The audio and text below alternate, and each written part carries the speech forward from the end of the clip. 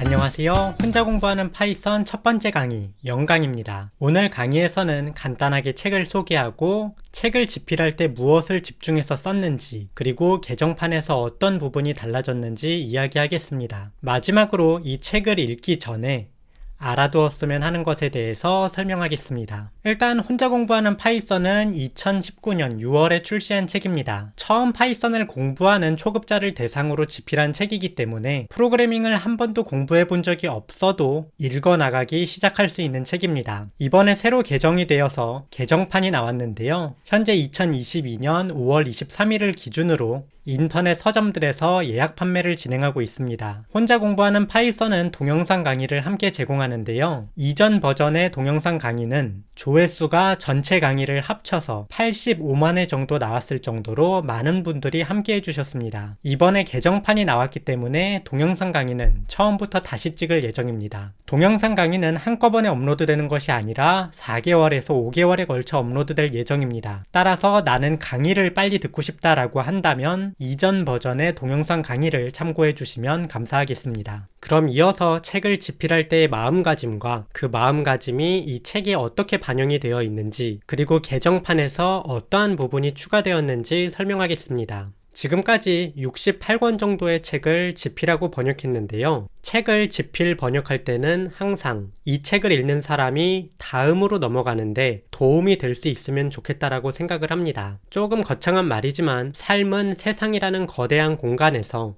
자신이 원하는 자신의 모습이라는 목적지를 향해 나아가는 여정이라고 생각합니다. 공부는 이러한 여정을 나아가는 방법 중에서 비교적 쉬운 방법입니다. 왜냐하면 어떤 지점에서 어떤 지점까지 갈 수 있는 어느 정도 확실한 길을 제시해 주니까요. 예를 들어서 파이썬 공부라는 목적을 위해서 강의를 보거나 책을 본다면 파이썬을 못하는 나의 모습에서 파이썬을 할 수 있는 나의 모습이라는 지점까지 나아갈 수 있는 길들을 확인할 수 있습니다. 길을 제대로 따라간다면 파이썬을 할 수 있는 나의 모습이 될 수 있을 것입니다. 그런데 그 공부가 끝이 나서 길의 마지막 지점에 도착했을 때 그 다음으로는 어떠한 길을 걸어야 하는지 많은 사람들이 고민합니다. 대부분 여기에서 분명 다음으로 이어지는 길이 있을 텐데 라고 생각하고 다음 길을 찾으려고 노력합니다. 만약 여기에서 다음 길을 찾지 못한다면 뒤로 돌아가서 다른 길을 찾게 될 것입니다. 일반적으로 프로그래밍 공부에서 프로그래밍 언어를 처음 공부하는 사람들이 다음으로 이어지는 길을 찾지 못하면 해당 프로그래밍 언어를 처음부터 새로 공부하거나 다른 프로그래밍 언어를 처음부터 새로 공부합니다. 물론 이 전체적인 여정에서 조금은 도움이 될 수 있겠지만 계속 같은 곳을 맴도는 행위라고 할 수 있습니다. 다음으로 걸어갈 만한 길을 찾는 가장 쉬운 방법은 이미 그 길을 걸어갔던 다른 사람들에게 물어보는 것입니다. 하지만 이미 그 길을 걸어갔던 다른 사람을 찾는 것이 쉽지 않을 수 있습니다. 그래서 저는 책에서 이러한 내용까지는 알려줄 수 있어야 된다고 생각을 합니다. 그래서 책에 다음 길을 찾는 방법들이 포함이 됩니다. 다음 길을 찾았으면 그 길을 나아갈 수 있어야 할 텐데요. 일반적으로 프로그래밍 언어 기본서를 공부했다면 그 다음 길은 알고리즘 문제풀이라든지 프레임워크와 라이브러리를 공부하는 것입니다. 그런데 프로그래밍 언어 기본서를 모두 공부해도 알고리즘 문제를 한 문제도 풀지 못하거나 프레임워크와 라이브러리를 공부할 때 언어의 기본적인 문법을 몰라서 길을 제대로 걷지 못하는 경우가 있습니다. 이는 프로그래밍 언어 기본서가 다음 길을 걷는데 필요한 내용까지는 알려주지 못했기 때문입니다. 즉, 쉬운 내용만 알려주었다는 것이죠. 이전 단계에서 불완전하게 공부하고 다음으로 넘어가게 되면 일단 내용을 진행하는 것 자체가 힘듭니다. 그래서 다시 뒤로 돌아가서 프로그래밍 언어의 기본을 다시 공부하게 됩니다. 결국 또 맴도는 것이 되는 거죠. 여기에서 조금 더 나아가 버리면 내가 재능이 없어서 이걸 못하나 보다라고 생각을 하고 완전하게 포기해버리는 사람도 생깁니다. 그래서 최대한 다음 길을 걸을 때 막힘없이 나아갈 수 있게 많은 내용을 다룰 수 있게 합니다.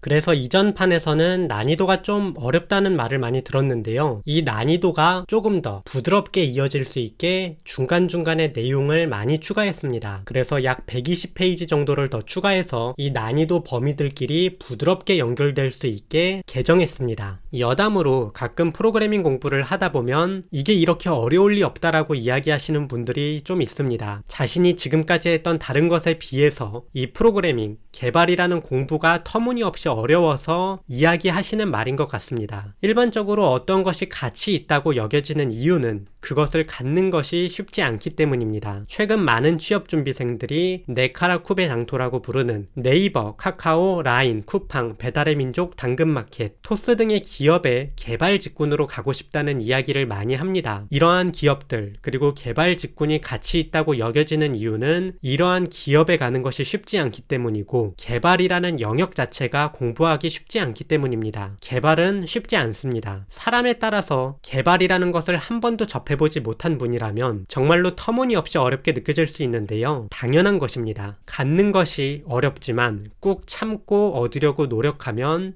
가치 있는 것을 얻으실 수 있을 것이라 생각합니다. 마지막으로 이 책을 읽기 전에 인지했으면 하는 것이 있어서 이야기를 하고 넘어가겠는데요. 책의 앞부분을 보시면 혼공 계획표라고 제가 아니라 출판사 관계자분들이 넣은 학습 계획표라는 게 있습니다. 내용을 보시면 이 책을 한 달 동안 모두 끝내겠다는 계획이 세워져 있는데요. 이건 너무 말도 안 되는 내용이기 때문에 찢어버리셔도 됩니다. 이 책은 대학교에서 3학점 수업으로 짧으면 6개월, 길면 1년 정도까지 잡고 수업에 활용되는 교재입니다. 전공 수업이기 때문에 과제도 잔뜩 나오는 수업의 교재로 활용됩니다. 따라서 프로그래밍을 처음 공부하시는 분이라면 이 책의 내용을 모두 이해하는데 1년 정도까지도 걸릴 수 있습니다. 무슨 500페이지짜리 책을 1년이나 공부하냐라고 생각하실 수 있는데요. 프로그래밍을 완전히 처음 하시는 분 기준입니다. 수학을 처음 배울 때를 생각해보면 덧셈, 뺄셈, 곱셈, 나눗셈만으로 초등학교 때 2년을 배웁니다.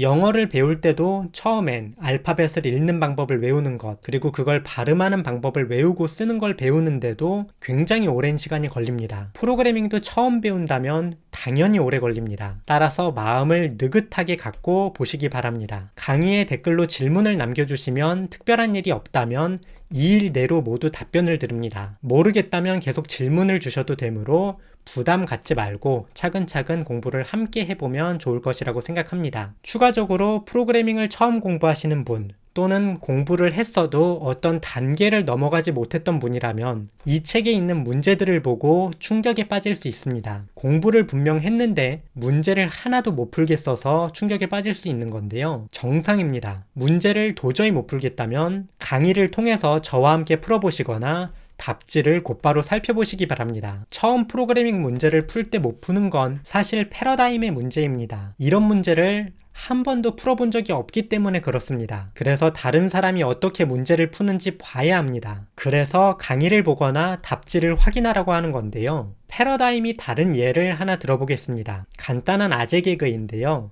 하늘과 땅 사이에 있는 것이 무엇일까요? 사실 이런 문제를 들으면 생각할 것이 굉장히 많습니다. 그런데 이 아재 개그라는 패러다임 속에서는 이 문제의 답이 하늘과 땅 사이에는 과가 있습니다. 그러니까 답은 과입니다. 라고 나오게 됩니다. 황당하죠? 그러니까 아재 개그라고 불립니다. 근데 프로그래밍 문제를 처음 보면 거의 이런 느낌입니다. 뭘 어떻게 풀라는 것 자체를 떠올리는 것이 너무너무 힘듭니다. 그래도 다른 사람이 푸는 방식을 보거나 답지를 보시면 그 패러다임을 이해하고 풀 수 있습니다. 방금 하늘과 땅 사이에 있는 것은 무엇인가 라고 문제를 내보았는데요. 이걸 조금 변경해서 바다와 하늘 사이에 있는 것은 무엇인가 라고 한다면 간단하게 푸실 수 있을 것입니다. 이미 패러다임을 배우셨으니까요. 답은 Y입니다. 이런 아재 개그도 여러 개 보다 보면 그냥 계속해서 처음에는 이게 무슨 개소리인가 라는 생각이 떠오릅니다. 하지만 이런 걸 여러 번 보다 보면 문제를 들었을 때 설마 그건 아니겠지 라는 생각까지 하면서 답을 떠올리게 되는데요. 프로그래밍 문제도 여러 문제를 접하시면서 어떠한 패러다임이 숨어 있는지를 알면은 문제를 푸실 수 있을 거라고 생각합니다. 문제를 푸는 법과 관련된 내용은 이후에 강의를 진행하면서 다시 설명하도록 하겠습니다. 강의를 진행하기 전에 이야기가 굉장히 길었는데요. 다음 강의부터는 본격적으로 책의 내용을 진행해 보겠습니다. 다음 강의에서 뵙겠습니다. 감사합니다.